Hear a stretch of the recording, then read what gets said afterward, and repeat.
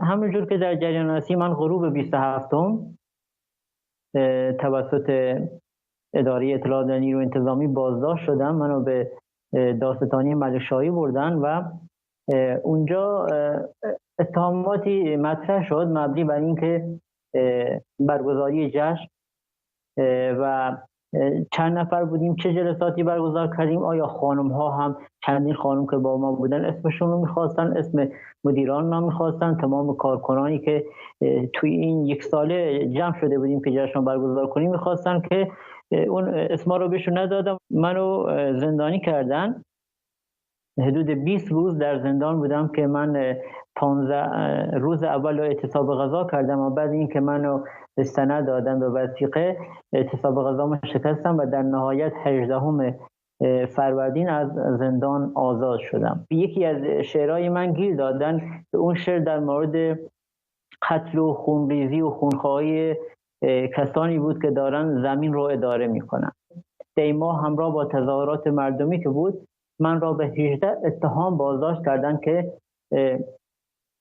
خنده‌دارترینشون شعارنویسی در تهران و ایلام بود، لیدری تظاهرات تهران و ایلام بود، یا مثلا آموزش بم دستساز بود. یعنی یک شاعر، من نمیدونم چطور میتونه آموزش، آیا در کارگاهی که آموزش شعر میبینه اساتید بهشون آموزش بم دستساز هم میدن؟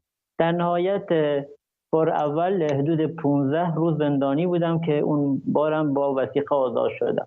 در شرایط کوچک کلا نوع برخورد با یک هنرمند فرق داره.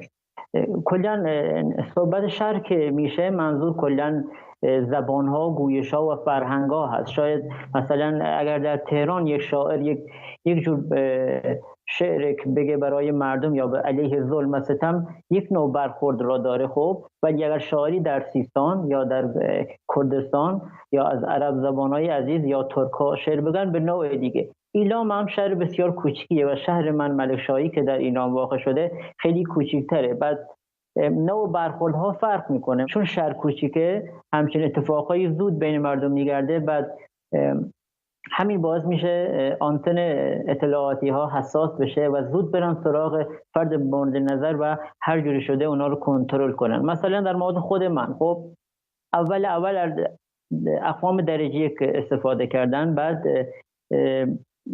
ریش سفیدا، بعد تهدید به بازداشت، بعد بازداشت، اتهام زنی و در آخر حتی تهدید به مفقود اثر شدن یا مستربنی شدن هم بارها شدم که شکایت هم کردم، به جایی نرسید. و جالب اینجاست حتی قلم من رو هم خواستن بخرن. بازپرس پرونده که الان پرونده اولم که مال بازداشت سال 96 بازه، درخواست داد در قبال ننوشتن شعر، به خصوص شعر کردی، میتونه به من پول میلیونی بده یا مثلا ویلچر برقی یا عمل رایگان لگن و مچ پا. چون همونطور که میدونی به هر کسی رشوه‌ای یا مثلا حق سکوتی متناسب کارش بدن. شاید به کسی که در بیابان باشه رشوه شطور بدن، خب به من که روی صندلی شغل دارم هستم که رشوه ویلچر برقی رو داده بودن که من بلافاصله رد کردم. من اونجا هم گفتم که حاضر نیستم به عنوان یک هنرمند، عنوان یک شاعر، شرافت قلمم را به هیچ مبلغی بفروشم.